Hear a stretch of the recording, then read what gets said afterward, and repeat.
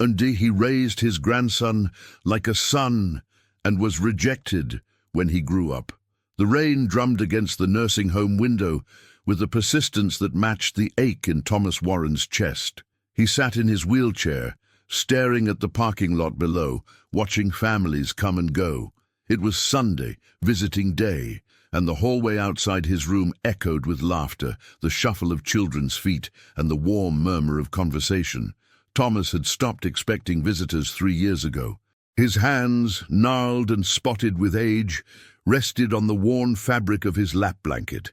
82 years old, and he could still remember with perfect clarity the weight of a 6-pound infant in his arms, the way those tiny fingers had curled around his thumb, the look of trust in eyes that hadn't yet learned that the world could disappoint you.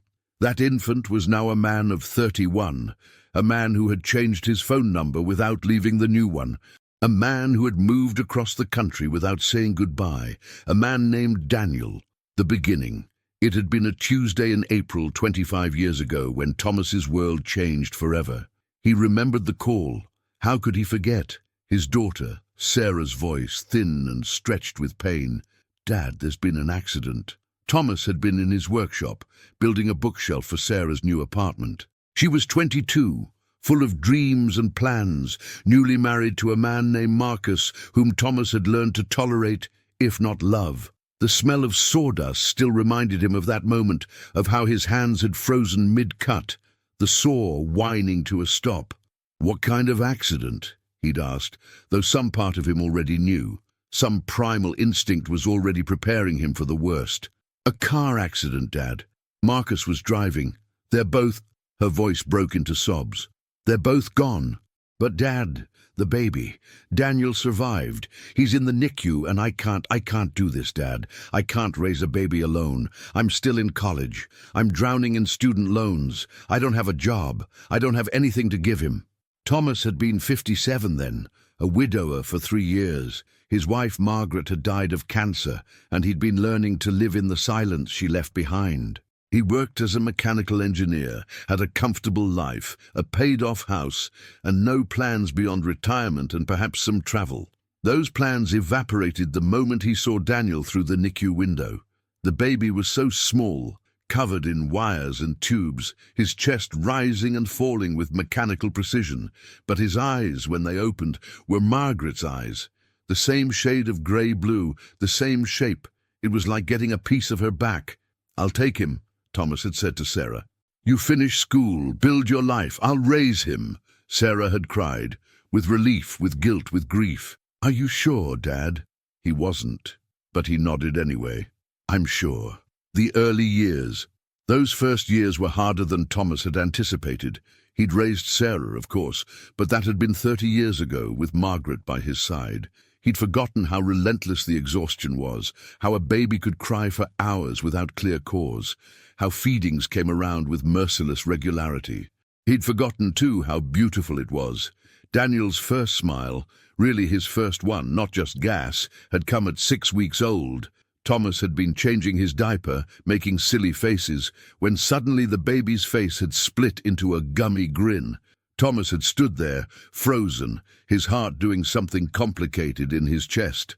"There you are," he'd whispered. "There's my boy." He took a leave of absence from work, then negotiated a part-time schedule. Money got tight, but it didn't matter. Nothing mattered except the small human who depended on him for everything. Daniel was a curious baby, always reaching for things, always wanting to explore. At 8 months, he crawled for the first time, making a beeline for Thomas's workshop. Thomas had to baby-proof the entire house, putting locks on cabinets and gates across doorways. At 11 months, Daniel took his first steps straight into Thomas's arms. "That's it, buddy," Thomas had encouraged, kneeling on the floor with his arms outstretched. "Come to Grandpa. You can do it." 1 wobbly step, 2, 3. Then Daniel had fallen forward and Thomas had caught him, lifting him high into the air. Daniel had shrieked with laughter, and Thomas had felt tears streaming down his face. "I wish your grandmother could see you," he'd said softly. "She would have loved you so much." But Sarah had been there for that first step. She'd come for a weekend visit, her first in 2 months. She'd stood in the corner of the room, watching, and when Daniel had walked, she'd clapped politely. But Thomas had seen the distance in her eyes, the way she held Daniel when he fussed, awkwardly, like he was a stranger's child. After she left that weekend, she didn't visit again for 6 months. Growing up. By the time Daniel was 3, he called Thomas Papa, not Grandpa, just Papa. Thomas had never corrected him. What would be the point? He was the one who woke up with Daniel in the middle of the night. He was the one who kissed scraped knees and read bedtime stories. He was the one who taught Daniel to tie his shoes, to ride a bike, to swim.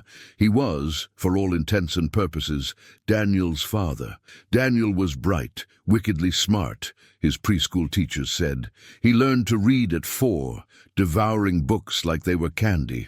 Thomas would find him in the morning, already awake, sitting in bed with a picture book open on his lap, sounding out words. "Papa, what's this word?" Daniel would ask, pointing. "Sound it out," Thomas would encourage. "What do you think it is?" Daniel would scrunch up his face in concentration, then break into a grin when he figured it out. "Elephant." "That's right, buddy, you're so smart." Kindergarten came, and with it, the first real questions. "Papa, where's my mom and dad?" Daniel had asked one evening. They'd been reading a book about families, and the little boy in the story had a mom and a dad and a dog. Thomas's heart had clenched. They'd talked about this before, in small ways, but Daniel had been too young to really understand. Now, at 5 years old, he was starting to notice that his family looked different from his friends. "Your mom and dad were in an accident before you were big enough to remember them," Thomas had said carefully. He'd practiced this conversation in his mind 100 times. "They loved you very much, but they had to go to heaven. So I take care of you now, and I love you more than anything in the world." "Do I have a mom now?" Thomas had hesitated. "You have Aunt Sarah. She's your mom's sister. She lives far away, but she loves you too." It wasn't entirely true. Sarah's love felt more like obligation, but Daniel didn't need to know that yet. "But you're my papa," Daniel had said firmly, climbing into Thomas's lap. "You're not going to heaven, right?" "Not for a long, long time," Thomas had promised, hugging him tight. "I'll be here as long as you need me. Forever." "Forever," Thomas had whispered, though he knew it was a lie. Parents can't keep forever promises, but children need to believe they can. Oh, the golden years. Elementary school was a joy. Daniel excelled at everything: math, science, reading, art. He made friends easily, was invited to birthday parties, played soccer in the fall and baseball in the spring. Thomas was at every game, every school concert, every parent-teacher conference. Other parents assumed he was Daniel's father. Thomas never corrected them. "Your son is exceptional," Daniel's third-grade teacher had told him during a conference. "Have you considered testing him for the gifted program?" "I'll look into it," Thomas had said, pride swelling in his chest. Daniel had gotten into the gifted program. He'd also joined the school chess club, the science Olympiad team, and the art club.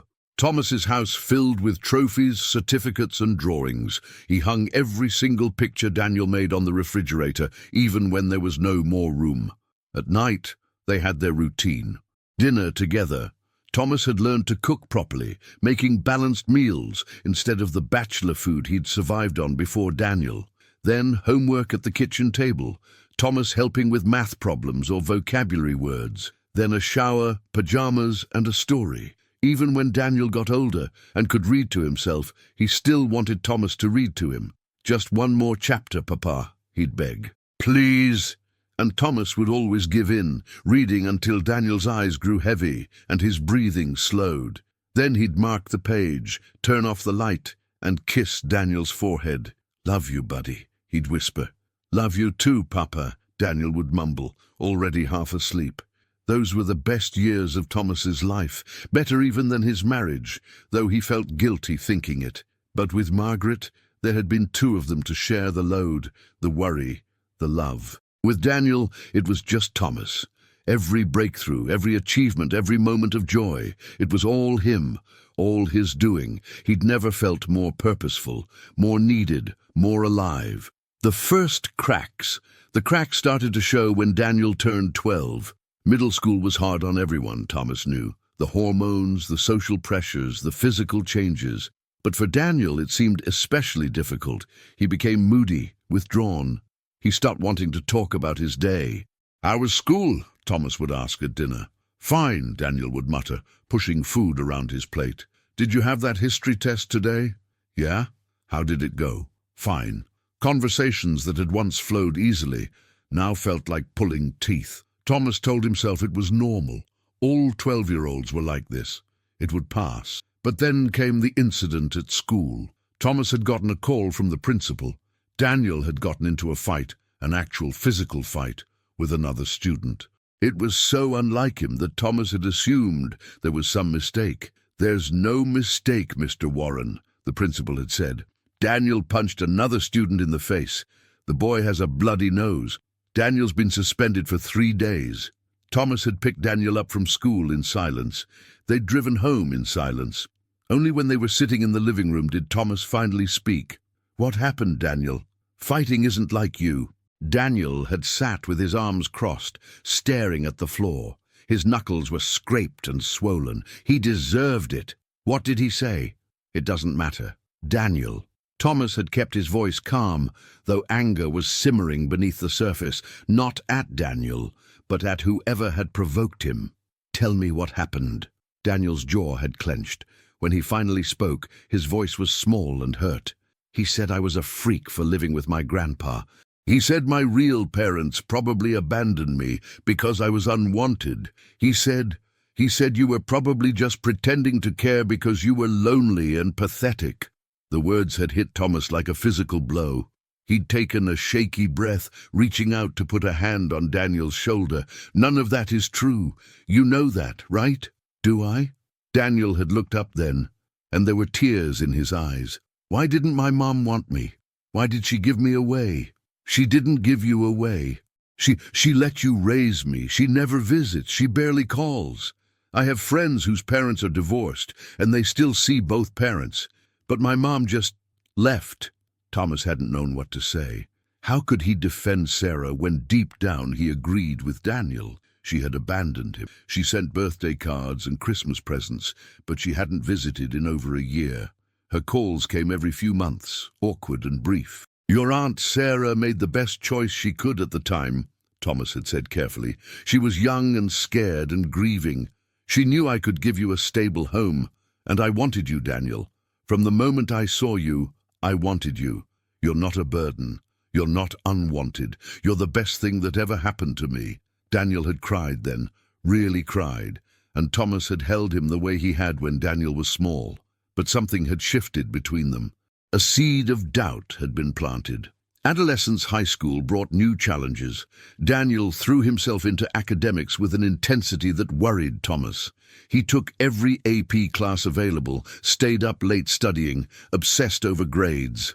"You don't have to be perfect," Thomas had told him during sophomore year, when Daniel had come home devastated by a B+ on a chemistry test. "Yes, I do," Daniel had snapped. "I need scholarships for college. I need to get out of here. Get out of here." The words had stung more than Thomas wanted to admit. "Is that what you want, to leave?" Daniel had looked at him, and there was something hard in his expression. "I want to go to college, like a normal person, like someone who has a future." "You do have a future, a bright one." "Here, in this town, living with my grandfather forever?" Daniel had shaken his head. "I want more than this, Papa. I want to be someone." "You already are someone," Thomas had said quietly. "You're my grandson. My son. You're Daniel, and that's enough." But it wasn't enough. Not for Daniel. The distance between them grew. Daniel spent more time in his room, on his computer, or at friends' houses. He joined the debate team, the academic decathlon, the robotics club. He was barely home, and when he was distracted. Thomas tried not to take it personally. Teenagers needed independence. It was healthy, natural, but it hurt. One night, when Daniel was 16, Thomas had overheard him on the phone with a friend. "Yeah, my grandpa's taking me to visit colleges next month," Daniel had said. A pause. "I don't know, man. It's kind of awkward. Like, he tries so hard, you know. Sometimes I feel like I'm his whole life, and that's a lot of pressure." Thomas had walked away before he could hear more. He'd gone to his bedroom and sat on the edge of the bed, Margaret's photo on the nightstand looking back at him. "Am I doing this wrong?" he'd whispered to her picture. "Am I holding on too tight?" But Margaret's smile offered no answers. The college years. Daniel got into MIT on a full scholarship. Thomas had never been so proud or so heartbroken. "MIT," he'd said when Daniel had shown him the acceptance letter. "Daniel, that's incredible. I'm so proud of you." Daniel had smiled, really smiled, and for a moment he was the little boy again, seeking his papa's approval. "You think I should go?" "Absolutely. It's a once-in-a-lifetime opportunity. It's far from home. From you." Thomas had swallowed hard. "I'll miss you every day, but this is your dream. You have to chase it." They'd driven cross-country together that August, Thomas's old sedan packed with everything Daniel would need for his dorm room. It had been a good trip, maybe the best they'd had in years. Without the daily pressures of school and life, they'd been able to talk again, really talk. "Papa," Daniel had said somewhere in Pennsylvania, "I'm sorry if I've been difficult lately. I know I have been." "You haven't been difficult. You've been a teenager. That's your job." Daniel had laughed. "Maybe, but I want you to know, I appreciate everything you've done for me. I know you gave up a lot to raise me." "I didn't give up anything. You gave me everything." They'd looked at each other, and Thomas had seen tears in Daniel's eyes. "I love you, Papa. I love you too, Daniel. So much." At MIT, they'd unloaded the car together, set up the dorm room. Daniel's roommate was a kid from California, friendly and chatty. Thomas had met some of the other parents, people his age, there to drop off their youngest children. He'd felt out of place, older, more tired. When it was time to leave, Daniel had hugged him tight. "Call me when you get home safe, okay?" "I will. You call me too, any time. I don't care if it's 3 in the morning. "I will, Papa, I promise." The drive home had been the loneliest of Thomas's life. The silence in the car was suffocating. He'd stopped at a rest area in New York and called Sarah. "Daniel's at MIT, he'd told her. "He's starting his first year." "That's wonderful," Sarah had said, and she'd sounded like she meant it. "You did a great job raising him, Dad." "I wish you'd been more involved," Thomas had said, and he hadn't meant for it to come out so accusatory, but there it was, silence on the other end. Then, "I know. I'm sorry. I couldn't handle it. Every time I looked at him, I saw my sister. It hurt too much. He needed you. He had you. He had everything he needed." Thomas had hung up shortly after. He'd sat in that rest area for an hour, watching strangers come and go, wondering if Sarah was right. Had Daniel had everything he needed? Or had Thomas's love, however fierce, not been enough to fill the hole left by parents who died and an aunt who couldn't bear to look at him? The slow fade. The first semester, Daniel called regularly. Once a week, like clockwork. They'd talk about classes, projects, new friends. Thomas lived for those calls. By second semester, the calls came every other week. Sophomore year, once a month. "I'm just really busy, Papa," Daniel would say when Thomas mentioned it. "Classes are intense. I've got research projects, a social life." "I understand. I just miss you." "I miss you too, but this is college. This is what it's supposed to be like." Thomas tried to visit during Parents' Weekend in the fall of Daniel's sophomore year, but Daniel had discouraged it. "It's just going to be a bunch of boring lectures and campus tours. Save your money, Papa. Come visit during Thanksgiving instead." But Thanksgiving came, and Daniel announced he was spending it with his roommate's family in California. "They invited me, and I've never been to the West Coast," Daniel had explained over the phone. "You understand, right?" "Of course," Thomas had lied. "Have a wonderful time." He'd spent Thanksgiving alone that year, eating a sandwich in front of the television. Christmas, Daniel came home, but he was different, more polished, more distant. He spent most of his time on his laptop or going out with old high school friends. When he was home, he was physically present, but mentally elsewhere. "How's school really going?" Thomas had asked on Christmas Eve. They were sitting in the living room, the tree lights twinkling. "It's great, really great." Made any close friends? Yeah, a few. There's this group of us who work on robotics projects together. Are you happy? Daniel had looked at him, something guarded in his expression. Why wouldn't I be? I don't know. You just seem far away. I'm right here, Papa. But he wasn't. Not really. The revelation. It was during Daniel's junior year that Thomas learned about Sarah's visits. He'd called Daniel on a Sunday evening, as he often did, and was surprised when Daniel answered, sounding breathless and happy. Hey, Papa, can I call you back? I'm actually having dinner with Aunt Sarah right now. Thomas had frozen. Sarah's there in Boston. Yeah, she had a work conference here. We've been hanging out. She's going to stay for the weekend, actually. Show me around some of the... Papa? You there? She's been there before? Thomas had asked, his voice carefully neutral. A pause. Yeah, a few times. She didn't tell you? No, she didn't. Another pause, longer this time. Oh, well, I should go. I'll call you later, okay? But he hadn't called back. Thomas had sat with that information for days, turning it over in his mind. Sarah had been visiting Daniel multiple times, and neither of them had mentioned it to him. When Daniel finally returned his call 3 days later, Thomas had tried to sound casual. So, how was your visit with Sarah? Good, really good, actually. She's different than I remembered. Different how? I don't know. More present, I guess. We talked about my mom, about what she was like. Sarah has all these stories I'd never heard before. Thomas's throat had tightened. That's nice. I'm glad you two are connecting. She said she's sorry she wasn't around more when I was growing up. She said it was too painful, losing her sister, but she wants to be in my life now. That's good, Daniel. Really good. But it wasn't good. It felt like a betrayal. Sarah, who had been absent for nearly 2 decades, was suddenly swooping in now that the hard work was done. Now that Daniel was grown and brilliant and successful, Thomas had built the foundation, Sarah was showing up to admire the building. That senior year, Daniel's senior year, was when everything fell apart. He came home for Christmas. Barely. Flew in on Christmas Eve, left on December 26th. I've got a job interview in California, he'd explained, for after graduation. It's with a major tech company. I can't miss it. Of course not, Thomas had said. That's wonderful. They'd opened presents on Christmas morning.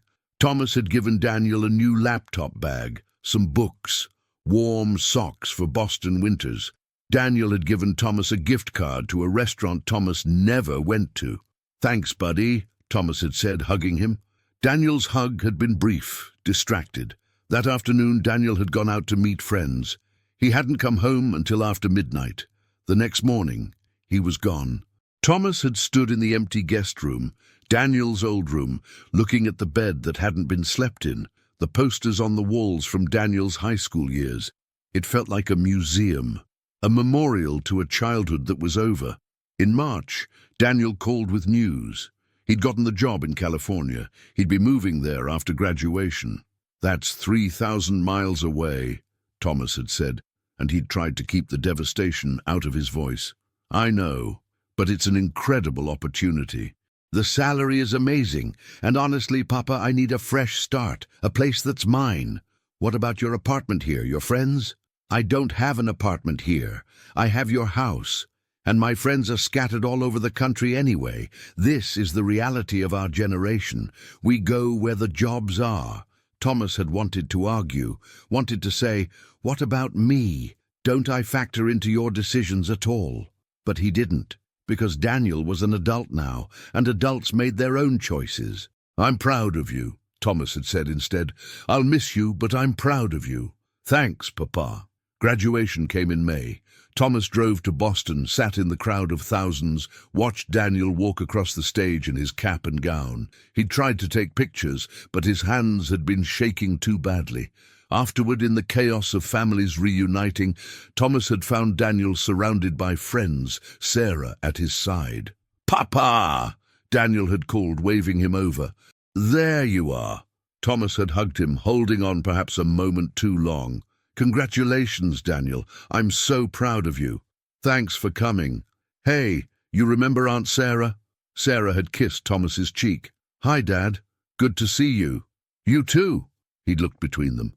So you'll be in California too, Sarah? Actually, yes. My company's transferring me to the San Francisco office. Daniel and I will only be about an hour apart. Of course. Of course, Sarah would be there. The aunt who'd been absent was now going to be Daniel's nearby family. That's lucky, Thomas had managed. They'd all gone to dinner together. Daniel, Sarah, some of Daniel's friends. Thomas had sat at the end of the table watching Daniel laugh and joke with people he'd never met. Watching Sarah tell stories about Daniel's mother, stories that made Daniel's eyes light up with interest. Thomas had paid for dinner.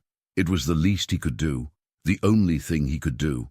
The move. Daniel moved to California in June. He'd shipped most of his belongings, packed what he needed in his car, a used Honda he'd bought with his signing bonus. Thomas had offered to help him drive cross-country, but Daniel had declined. I kind of want to do this alone, Papa. Independence thing, you know? So Thomas had stood in his driveway, watching Daniel load the last of his boxes, and tried to memorize this moment. His grandson, his son, leaving home. You'll call when you get there? Thomas had asked. Of course, and Papa, you can visit any time. Once I get settled, I'll fly you out. I'd like that. They'd hugged. Thomas had held on, breathing in the smell of Daniel's shampoo, feeling the solid weight of him. When had he gotten so tall? When had he become a man? I love you, Daniel. I love you too, Papa. And then he was gone. The Honda's taillights disappearing around the corner. Thomas had gone inside to an empty house. He'd walked from room to room, each one echoing with memories. The living room where Daniel had taken his first steps, the kitchen where they'd had thousands of meals together, the workshop where Daniel had helped him build a tree house one summer, even though they didn't have a tree big enough for it. He'd ended up in Daniel's room, sitting on the bed. On the nightstand was a picture from Daniel's high school graduation, Daniel in his cap and gown, Thomas beside him, both grinning at the camera. Thomas had picked up the picture, run his finger over Daniel's face. I did my best, he'd whispered to the empty room. I hope it was enough. The first year away, Daniel did call when he got to California.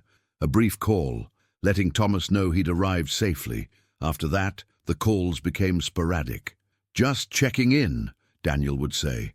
Work's been crazy. I'm learning so much. That's great. Tell me about it. But Daniel's descriptions were vague, distracted. He was always on his way to something, a meeting, a social event, the gym. Maybe I could visit next month, Thomas had suggested in July. Actually, Papa, I'm still getting settled. The apartment's a mess. Maybe in a few months? A few months came and went. Thanksgiving arrived, and Thomas asked if Daniel would come home. Aunt Sarah invited me to her place for Thanksgiving, Daniel had said. She's having a bunch of people over. I think I'm going to go to that. But what about Christmas? I'll definitely be home for Christmas. But a week before Christmas, Daniel had called with bad news. Papa, I'm so sorry, but I can't make it for Christmas. My boss wants me to work on this project, and it's really important for my career. But I'll come visit in the spring, I promise. Thomas had spent another holiday alone.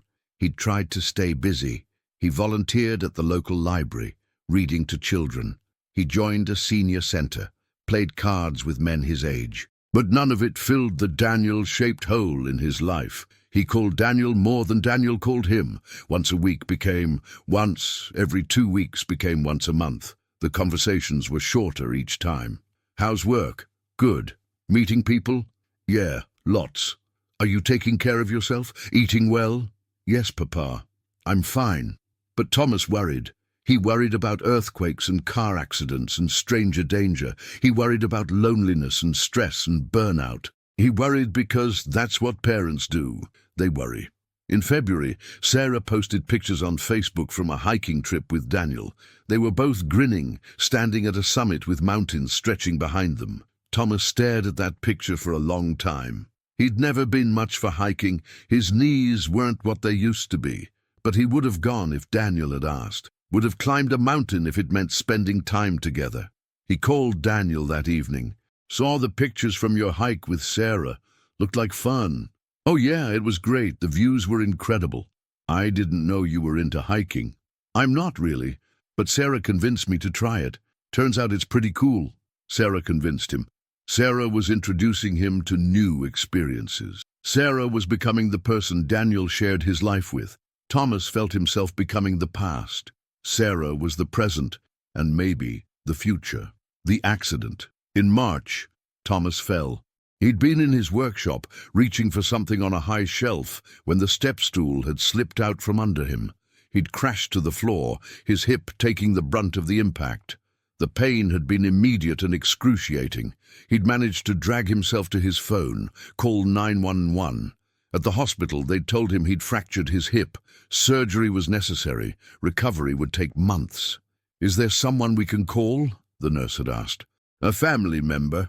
My grandson," Thomas had said, and given them Daniel's number. They'd tried calling, left messages, sent texts. Daniel called back 6 hours later. "Papa, I'm so sorry. I was in a meeting and had my phone off. Are you okay? I broke my hip. I'm having surgery tomorrow." "Oh my God, do you need me to come? I can probably get a few days off." "No," Thomas had said quickly. He didn't want Daniel to come out of obligation. "It's fine. The surgery's routine. I'll be okay." "Are you sure? I feel terrible." "I'm sure. I'll call you after the surgery."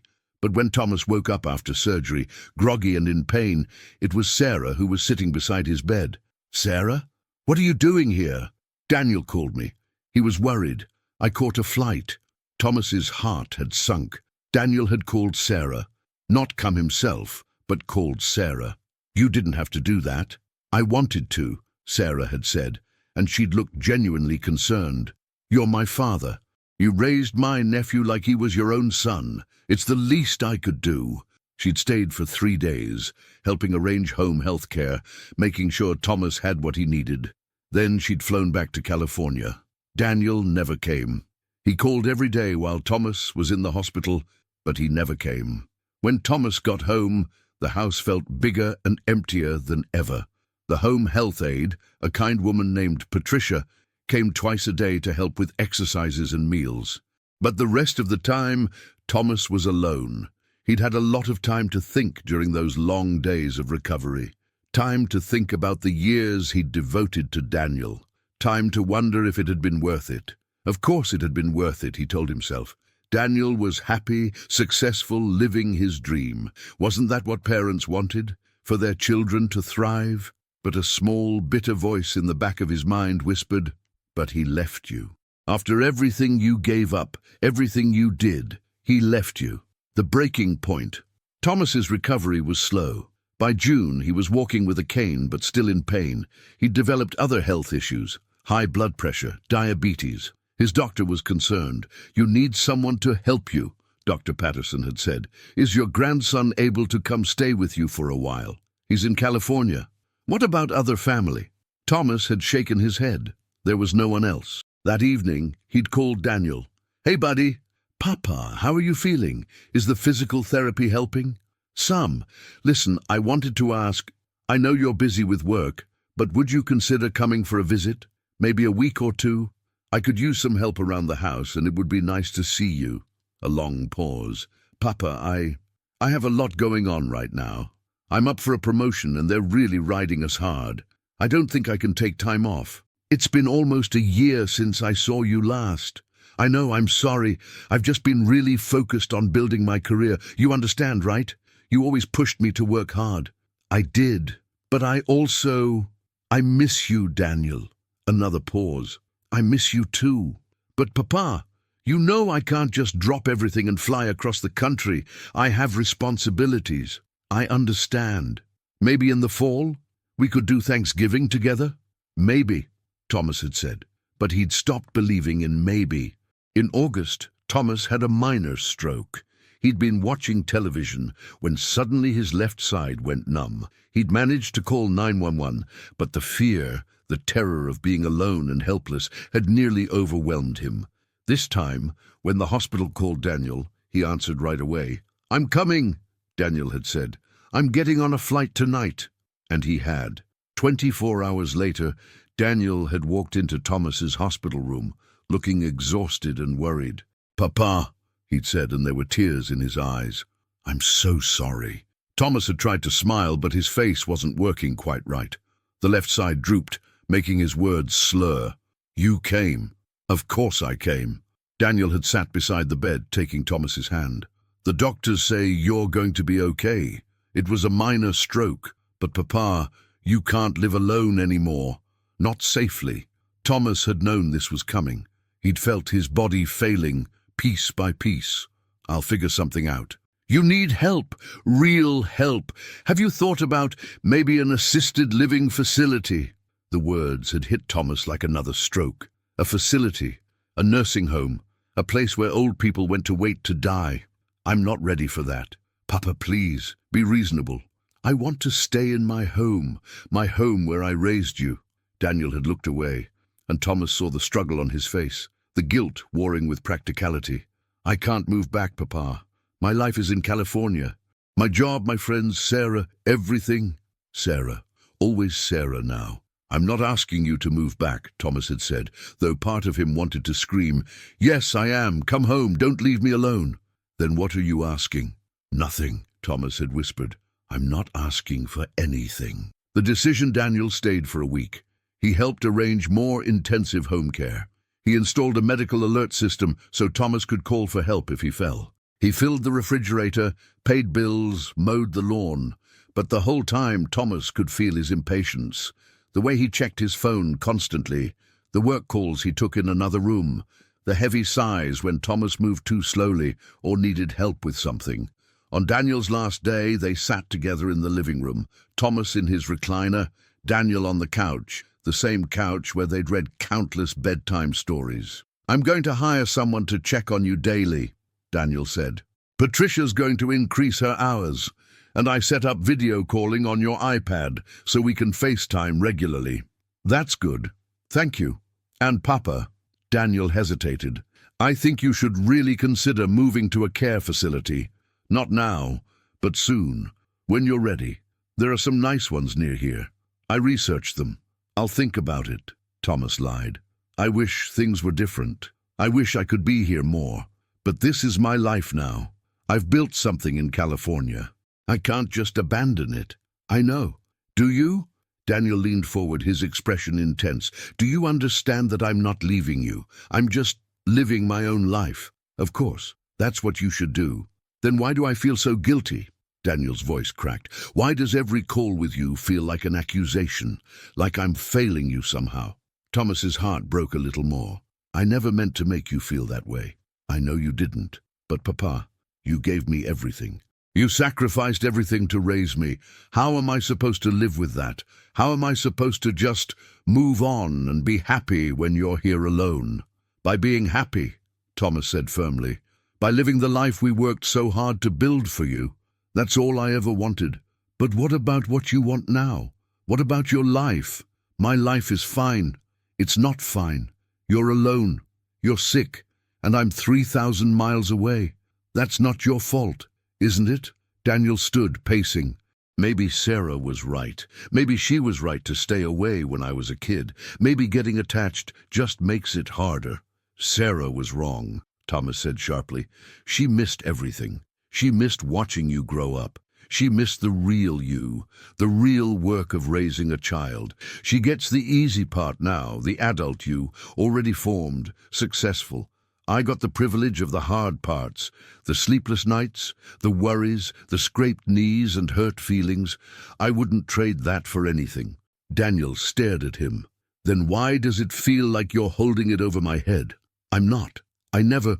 Every time we talk, you mention how much you miss me, how quiet the house is, how you wish I could visit.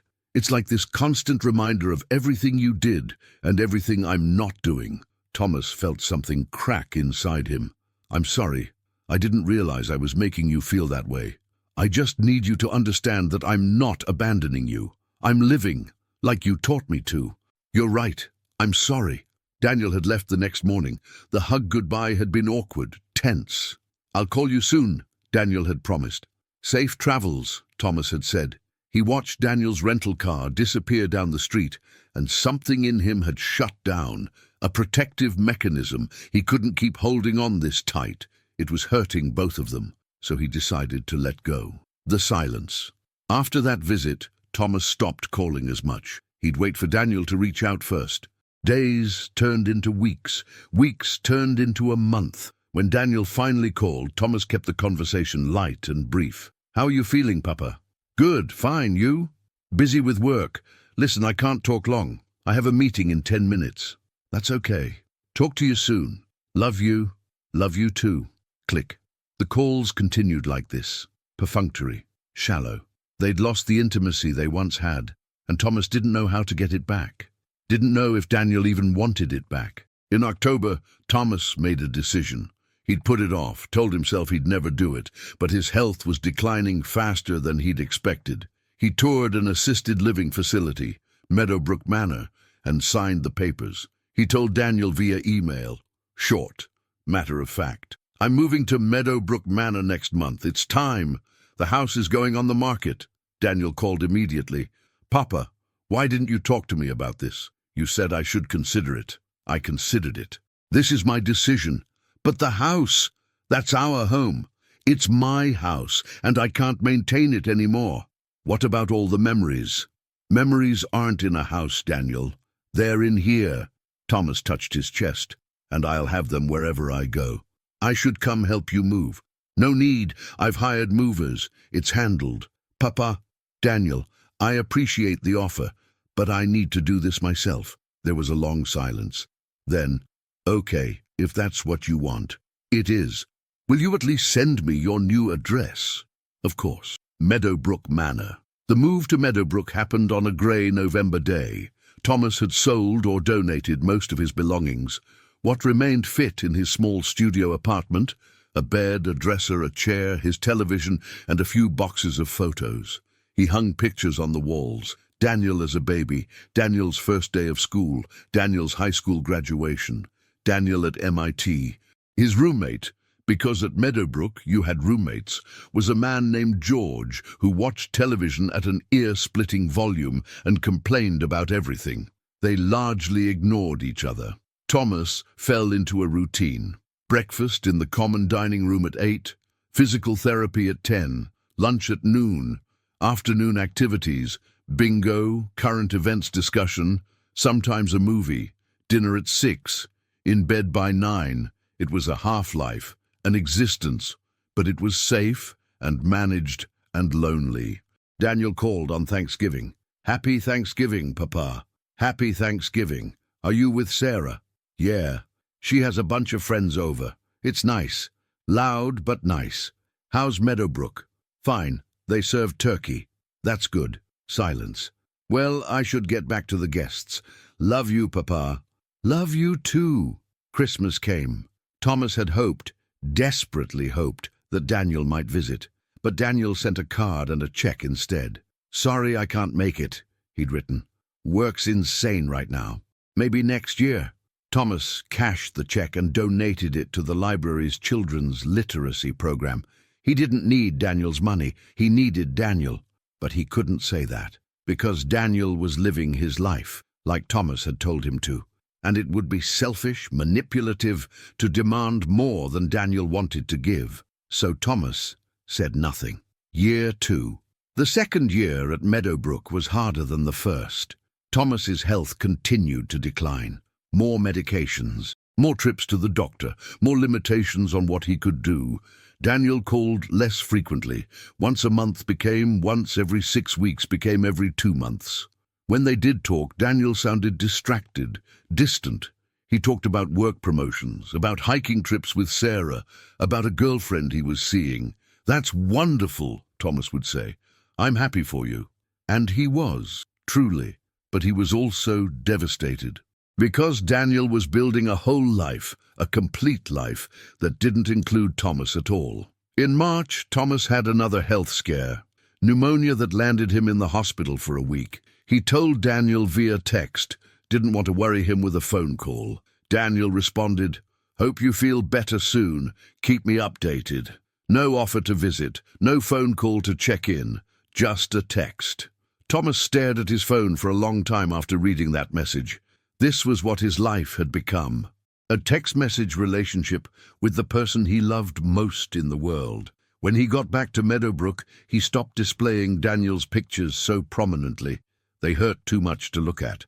Instead, he put them in a drawer, out of sight, but never out of mind. The final rejection.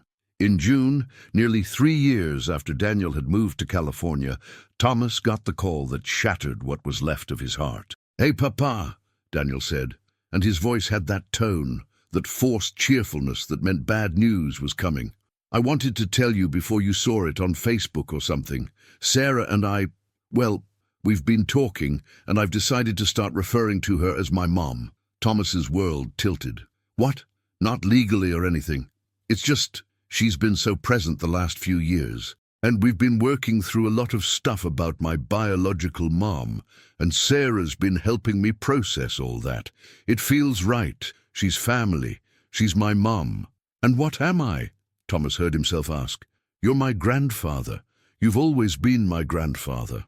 I raised you, Daniel. I was there for every skinned knee, every bad dream, every triumph. I was the one who taught you to ride a bike, who helped with homework, who drove you to college. I know that. And I'm grateful."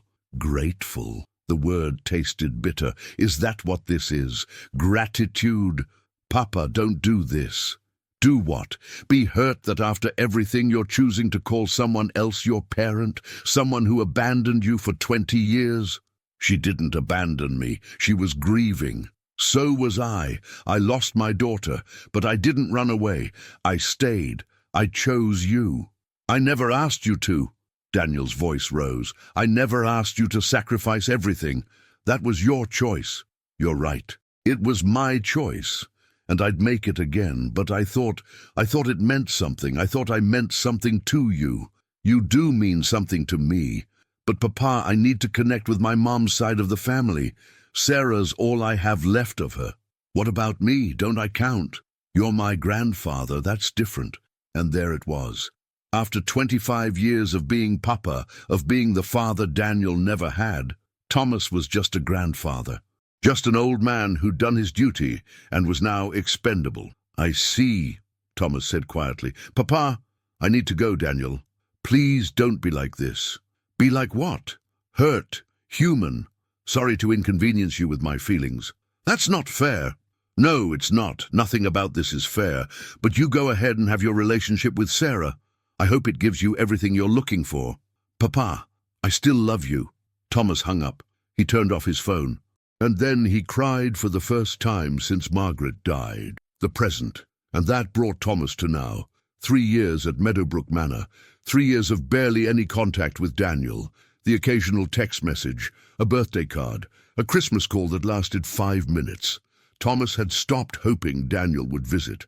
Hope was too painful. He'd made a life here, small as it was. He had a few friends, people who also understood what it was like to be forgotten by the children they'd raised. He played cards, watched movies, read books.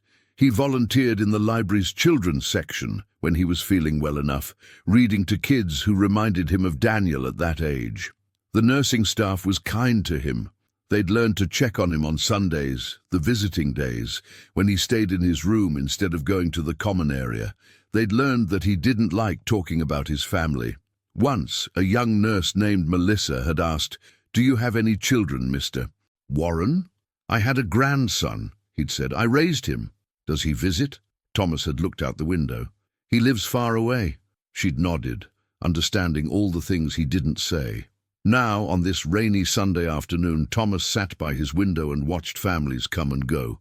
He watched elderly residents light up when their children and grandchildren arrived. He watched hugs, laughter, love, and he wondered, for the 1,000th time, where he'd gone wrong. Had he loved Daniel too much, held on too tight, not tight enough? Had he failed to prepare Daniel for independence?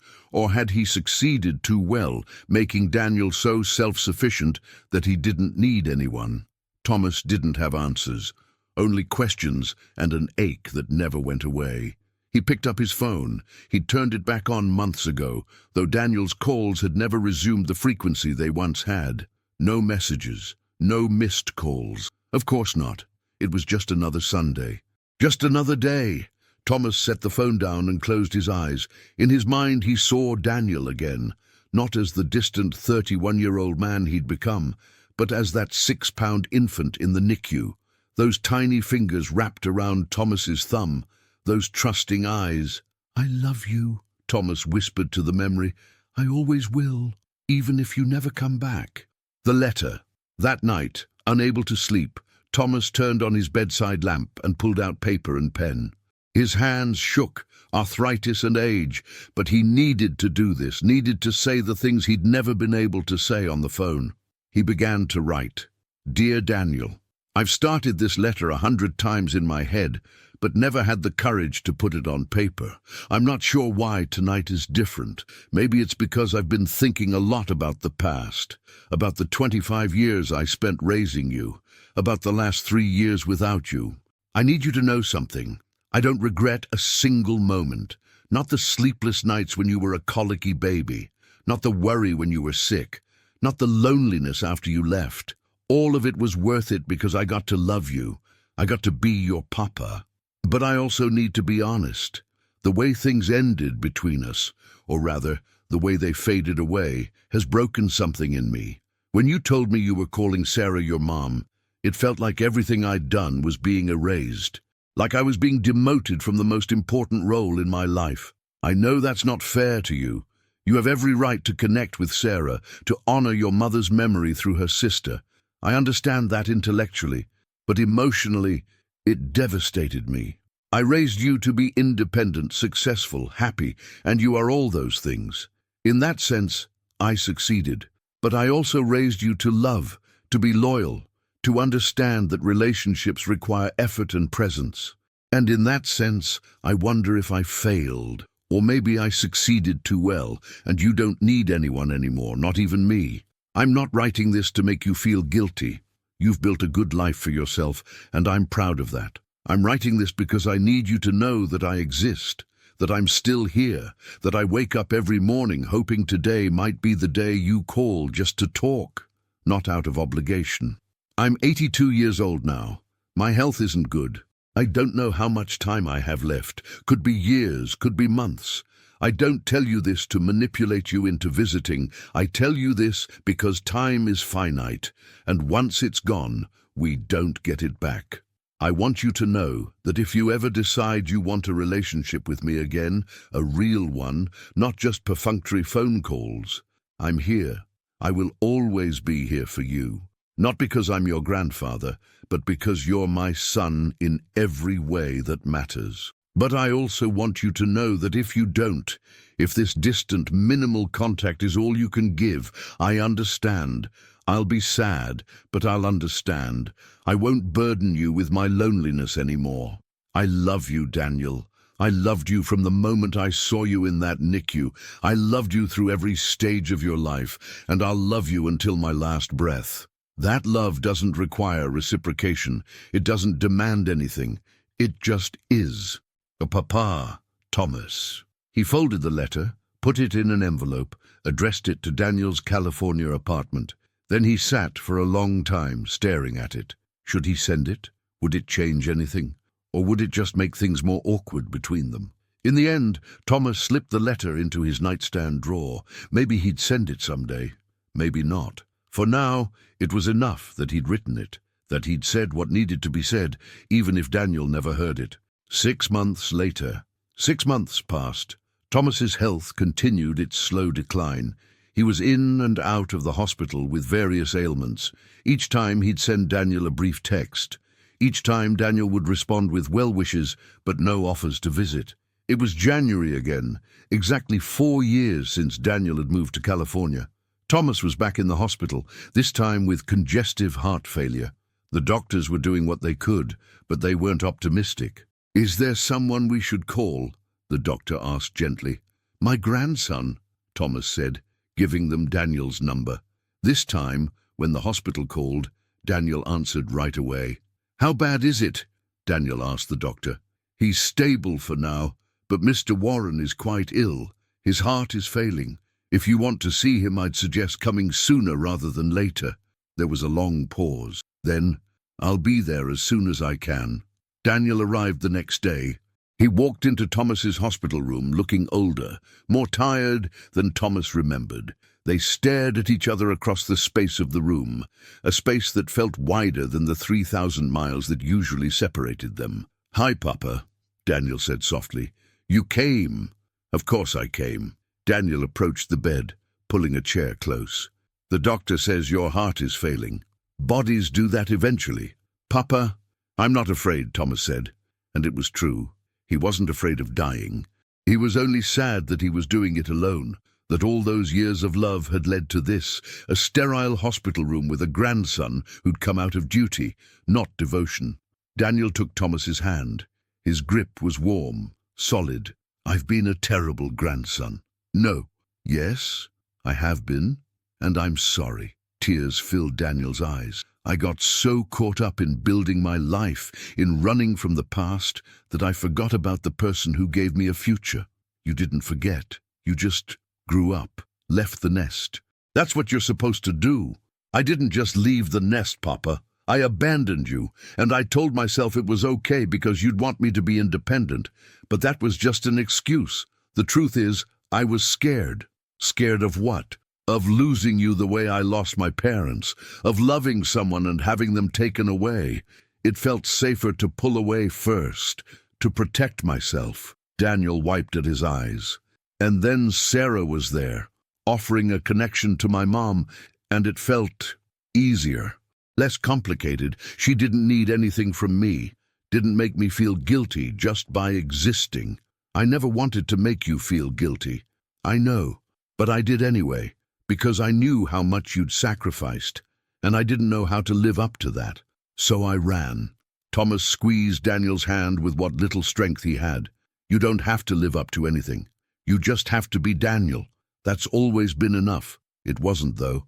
"I was so busy trying to prove I was worth all your sacrifices that I forgot to just be with you, to appreciate what we had." They sat in silence for a while, hands clasped. Outside the window, the city moved on. Cars passing, people living their lives, the world continuing its inexorable turn. Finally, Thomas spoke. "There's a letter in my nightstand at Meadowbrook, in my room. I wrote it 6 months ago. I want you to read it." "A letter? Just promise me you'll read it. After." "After?" Daniel's voice cracked. "Papa, don't talk like that." "Daniel!" Thomas looked at him steadily. "We both know I don't have much time, and that's okay. I've lived a good life, a full life. I got to raise you, and that was the greatest gift I could have asked for. I don't want to lose you." "You won't. I'll always be with you, in the things I taught you, in the memories we made. Love doesn't die when people do." Daniel broke down, then really cried, and Thomas held his hand and let him grieve, for the relationship they'd had, for the years they'd lost, for the ending that was coming whether they were ready or not. The final days, Daniel stayed. He took a leave from work and stayed by Thomas's side for the next 2 weeks. They talked about everything: Daniel's childhood, his memories of Sarah and his parents, his regrets about the last few years. They watched old movies together, played cards, looked through photo albums that Daniel had retrieved from Thomas's room. "Tell me about the day I took my first steps," Daniel asked one afternoon. So Thomas did, describing every detail he could remember. And then Daniel asked about other moments: first words, first day of school, the time they'd built a treehouse even though they didn't have a proper tree. "Tell me everything," Daniel said. "I want to remember it all." And Thomas told him. Every story, every memory, every moment of love. They laughed and cried and held hands, and for those 2 weeks they were Papa and Daniel again, not grandfather and grandson, not two people separated by distance and hurt, but family. Sarah called during the 2nd week. Daniel stepped out to take the call, and when he came back, his face was thoughtful. "Sarah says to tell you she's thinking of you," he said. Thomas nodded. "That's kind of her." "Papa, I need to tell you something. About me and Sarah. It's okay, you don't have to explain." "I do, though." Daniel sat down. "When I said I wanted to call her my mom, I wasn't trying to replace you. I was trying to find some connection to my biological mother, to understand where I came from. But in doing that, I hurt you, and I'm sorry. You needed that connection. I understand. But here's what I've realized. Sarah can tell me about my mom, help me know that part of my history. But you, Papa, you made me who I am. Every value I have, every success I've achieved, every good thing about me came from you. You're not just my grandfather, you're my dad. You always have been. Thomas felt tears sliding down his cheeks. You don't know how much I needed to hear that. I should have said it years ago. You're saying it now. That's what matters. The end. Thomas passed away on a cold February morning with Daniel by his side. He went peacefully, holding Daniel's hand, no pain. His last words were, "I'm proud of you, son." Daniel wept. After the funeral, which Sarah attended, along with several of Thomas's friends from Meadowbrook, Daniel went to Thomas's room to collect his belongings. He found the letter in the nightstand drawer, exactly where Thomas said it would be. He read it sitting on Thomas's bed, tears streaming down his face. With each line, he felt the weight of his grandfather's love, his loneliness, his hope. When he finished, he held the letter to his chest and finally understood what he'd thrown away. All those years of distance, of running, of putting his own life ahead of the man who'd put Daniel ahead of everything. He couldn't get those years back, but he could honor Thomas's memory by becoming the man his papa had raised him to be. A man who showed up, who loved deeply, who understood that relationships required presence, not just obligation. Epilogue. 1 year later, Daniel stood in front of a small house in his old hometown. It was nothing like his sleek California apartment. It was modest, worn, but full of character, full of potential. He'd taken a job with a company based locally, taken a pay cut, left behind the career momentum he'd been building, but he didn't care about any of that anymore. Inside the house, boxes were stacked everywhere. Moving boxes, still unpacked. Daniel had only moved in last week. On the mantel, he placed a photo. Thomas holding infant Daniel in the hospital, both of them looking at each other with perfect trust and love. "I'm home, Papa," Daniel whispered to the photo. "I'm finally home." He thought about Thomas every day, about the lessons he'd learned too late, about the love he'd taken for granted until it was gone. But he also thought about the future, about the family he might have someday, about the children he might raise. And he made himself a promise. He would be present. He would show up. He would love the way Thomas had loved him, without conditions, without keeping score, without holding back. Because that's what Papa had taught him, even if Daniel had taken 30 years to learn the lesson. Love wasn't about sacrifice, keeping a tally sheet. It wasn't about guilt or obligation. It was about showing up day after day, even when it was hard, especially when it was hard. Thomas Warren had shown up every single day for 25 years, and finally, too late, but not too late to matter, Daniel understood what a gift that had been. He picked up his phone and scrolled through old messages from Thomas. Years of thinking of you and hope you're well and love you, buddy. Small messages that Daniel had glossed over, responded to perfunctorily, never really absorbed. Now they broke his heart, but they also inspired him. Daniel opened a new document on his laptop and began to write, not for anyone else, just for himself, a letter he'd never be able to send. "Dear Papa, I understand now. I finally understand what you gave me, what you sacrificed, what you endured, and I understand what I threw away. I can't get those lost years back. I can't undo the hurt I caused or the loneliness you felt. All I can do is try to be the man you raised me to be, the man you always believed I could be.